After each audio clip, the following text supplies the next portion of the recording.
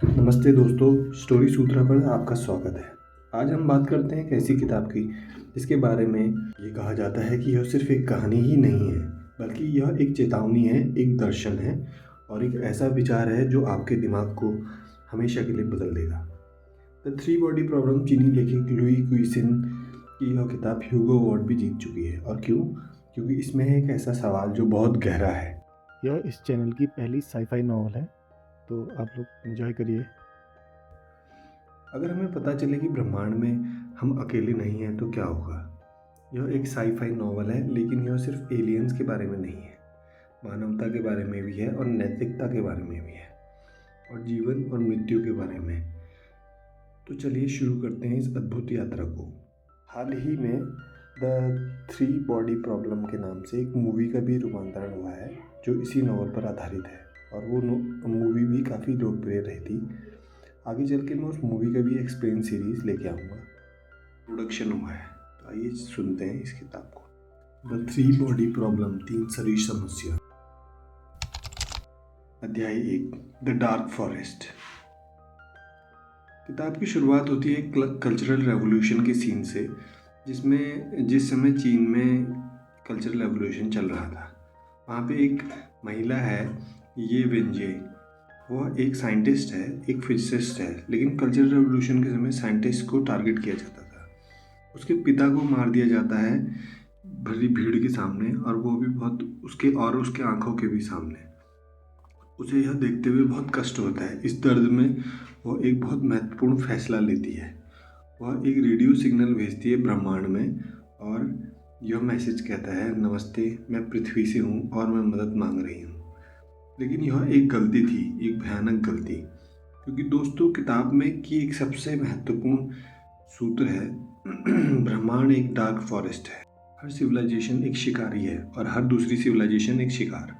जब तुम अपनी एग्जिस्टेंस एडवर्टाइज करते हो तो तुम अपने आप को खतरे में डालते हो और अपनी पूरी स्पीशीज को भी। यह इस फिलॉसफी की किताब का कोर है और यह बहुत डरावना है। अध्याय 2, द थ्री बॉडी वर्ल्ड। अब आता है किताब का सबसे फैसिनेटिंग हिस्सा। यह है कि रेडियो के सिग्नल को रिसीव करता है एक एलियन सिविलाइजेशन, टेलीसोलरस। टेलीसोलरस एक ऐसा ग्रह है जहाँ 3 सूरज हैं, ना कि एक, ना कि दो, बल्कि 3, और यह बहुत ही खतरनाक ग्रह है। कभी कभी तीनों सूर्य एक साथ आ जाते हैं तो बहुत गर्मी होती है, और कभी कभी सूरज एक दूसरे से दूर चले जाते हैं और सब कुछ फ्रीज हो जाता है। इसलिए टेलीसोलरिस पर लाइफ बहुत अनस्टेबल है। उनकी सिविलाइजेशन बार बार डिस्ट्रॉय हो जाती है, लेकिन वो ख़त्म नहीं हो सकती क्योंकि उन्हें ज़िंदा रहना है। तो वो क्या करते हैं, वह डिसाइड करते हैं कि पृथ्वी को इन्वेड करेंगे, और यहीं से शुरू होती है असली कहानी। टेलीसोरिस एक स्पेसशिप को भेजता है, एक ऐसा स्पेसशिप जो 450 साल में पृथ्वी में पहुंचेगा, और जब तक वो स्पेसशिप आएगा तब तक बहुत टेलीसोरिस को हेल्प करने के लिए रोबोट्स भेजेंगे जो सभी साइंटिफिक डेवलपमेंट को रोक देंगे। यह एक जीनोसाइड का एक नया फॉर्म या नया तरीका है जो टेक्नोलॉजी के जरिए किया जाता है। अध्याय 3, द गेम। अब एक इंटरेस्टिंग ट्विस्ट आता है किताब में, जिसमें एक वर्चुअल रियलिटी गेम है जो टेलोसोरस के ग्रह को स्टिमुलेट करता है। इस गेम में 3 सूरज हैं और हर समय सिचुएशन बदल जाती है।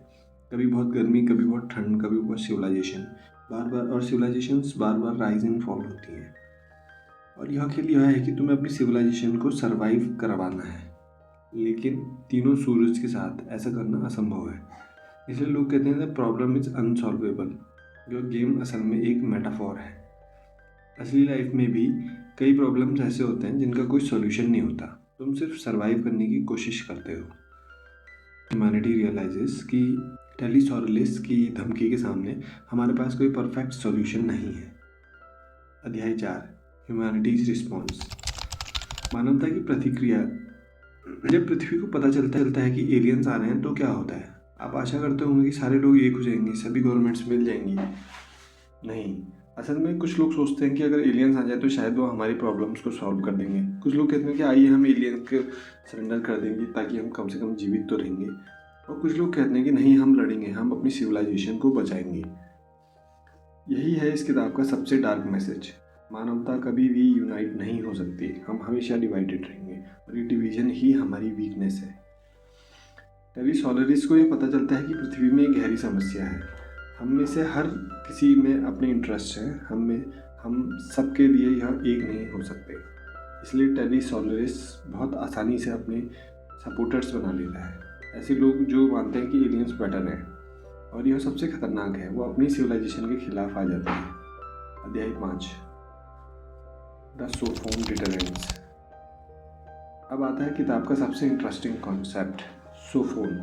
सोफोन एक ऐसी टेक्नोलॉजी है जो टेरी सोलरिस भेजता है। यह एक रोबोट है, लेकिन कोई नॉर्मल रोबोट नहीं।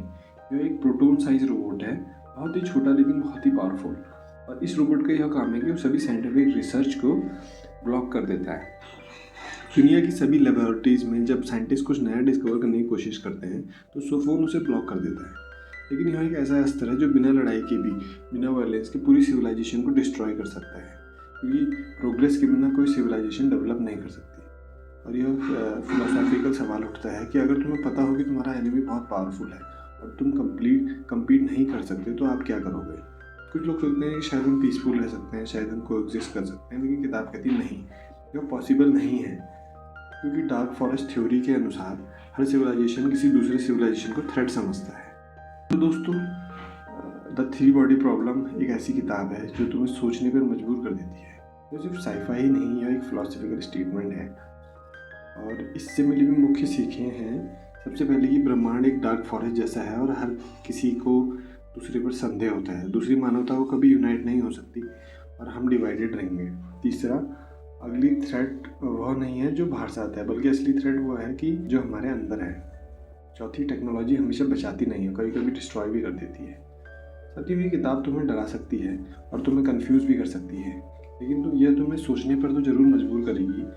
और यही असली लिटरेचर का काम है। तो दोस्तों, ये इंटरेस्टिंग नॉवल आपको कैसी लगी? काइंडली लाइक एंड सब्सक्राइब करें, साथ ही साथ शेयर भी करें और कमेंट में ये भी बताएं कि कौन सा पार्ट और कौन सी थ्योरी आपको सबसे पसंद आई। मिलते हैं अगले पार्ट में।